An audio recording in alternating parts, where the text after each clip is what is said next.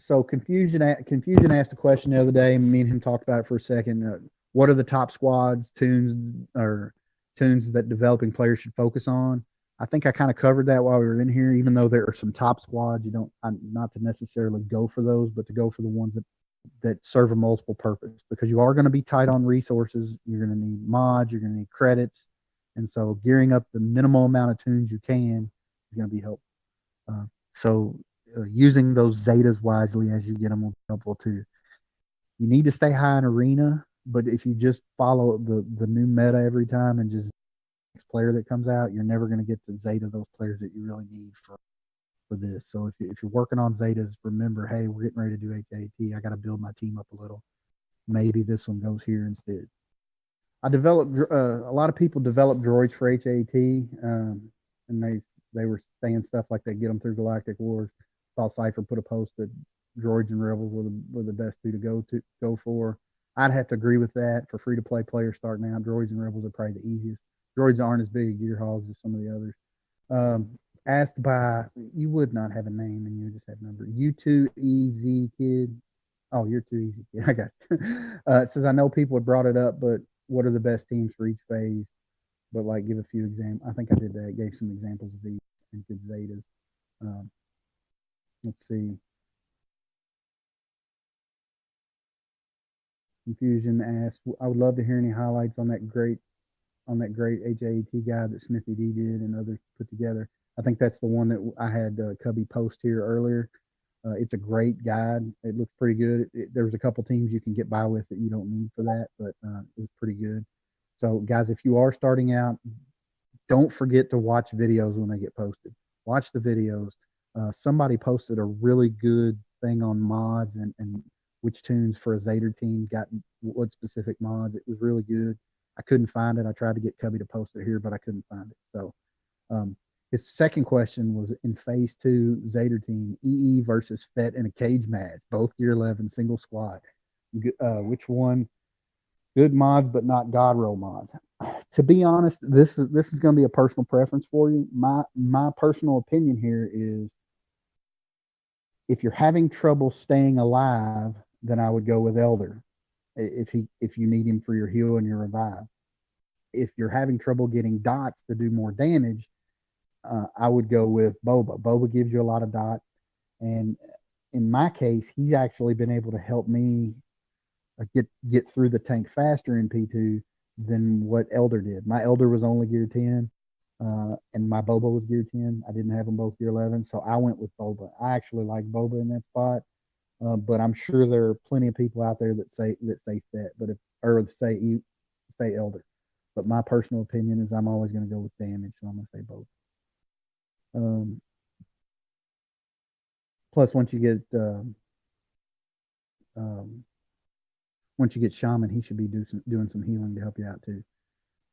Barth asked, for addition to teams for each phase, what's the strategy for each phase? Who to target, bonuses for knocking down the turret? That's a really good question. As far as the strategies for each phase, those could take too long to go into specifically.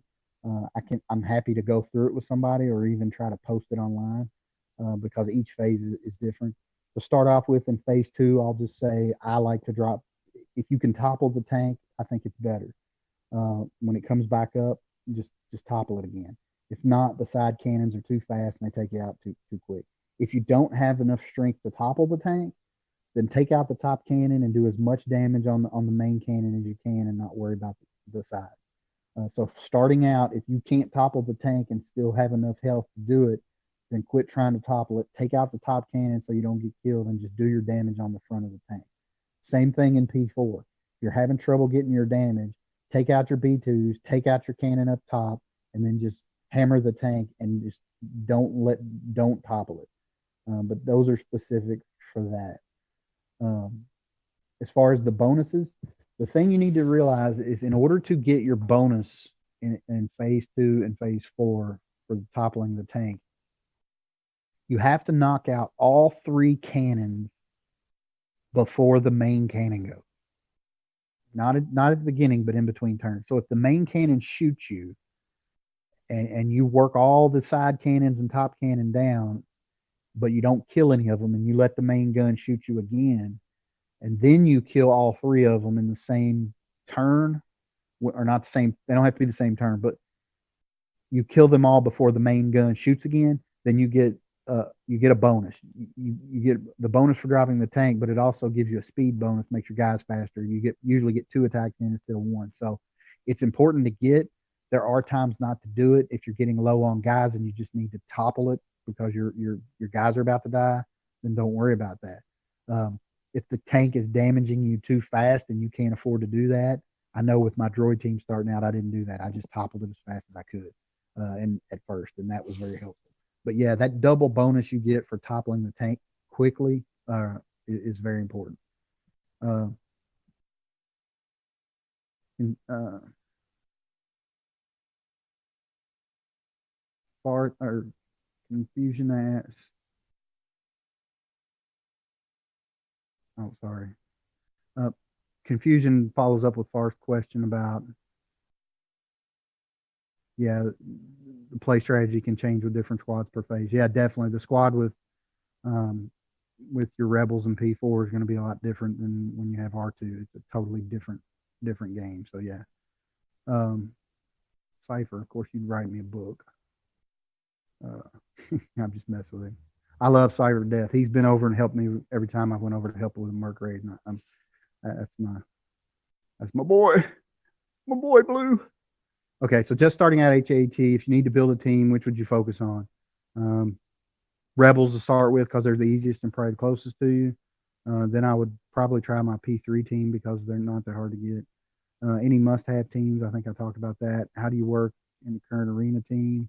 Yeah, in your current arena team, you want to try to get tunes that can pull double duty. So don't go for some strange arena team that can't help you in any other spot. To Zeta or not to Zeta for HAT. There's not a lot that are really important for HAT. I think for P2, if you're doing Zeta, you need him and Zid. For P4, you don't really need one. It helps if you got one on R2. If you're running the R2 team. P3, there are no Zetas needed. So I think you don't need a whole lot. I tried Zeta Qui-Gon Jinn for the first time in P1 today, and I wasn't impressed. So best Jedi lineup for P1, I'd have to defer that to somebody in Spaceballs. My P1 teams always suck, but I think it has to do with an Anakin or Ayala lead. If you have Qui-Gon Jinn, would you use him as a P1 lead? I did, like I said, today was the first time I tried it. Didn't work very well. What's the most difficult phase and why? P2. It's got more damage. I just think P2 is the hardest one. Tank top or no, I talked about that. R2 in his role, I talked about that. Princess Zodi or R2C2. I couldn't tell you. I don't have either one of them. Whichever one can get you the most damage. Try them both. If you got both of them, you're strong. Go for it. What phases are more effective? Oh yeah, what phase? Definitely. If you think you got rebels and you're going to try them in P2, don't. Your rebel squads are not P2 teams. Rebels are for P4. Unless you've got one of these super teams that he's talking about here, then you can try them in 2 or 4. But starting out, don't think that you can use your rebels in P2. They don't get you anywhere near the damage. Even though they might work on NAT, they do not work well in HAT. Zader and his uses, I talked about that. He put a bunch up. All right. Do you think Ezra Flash asked? Do you think Ezra or Fulcrum will find a place in future AD games? I think they definitely will. I don't think. I think it's going to be a while before a lot of people have them 7-starred. I think when Fulcrum comes out pretty quickly, you'll see videos posted of how much damage she can do in certain areas. I think she'll be awesome at it. Same with Ezra. I'm surprised I haven't seen a lot with Ezra, but I think there wasn't a lot of people that bought into that team when it came out. I haven't seen many people in Arena or other places that have spent the money to star up all those tunes from the Rebel show, but I think they definitely have a place. Um, is Tebow necessary anymore with the addition of Jin? From what I understand, Jin with Tebow together is pretty awesome. So if you can get them both, then that's pretty good.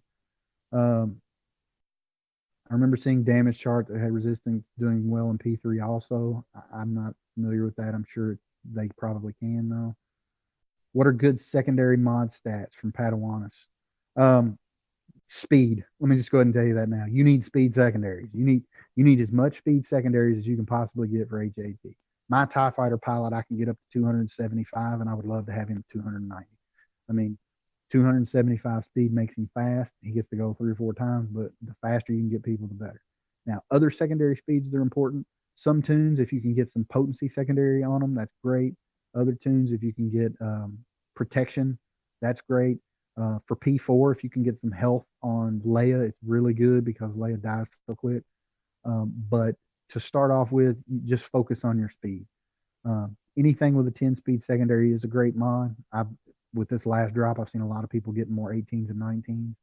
I spent so many crystals on mods during the double drop and didn't get anything over 13. I was so ticked off. I saw a guy in my arena shard get 19.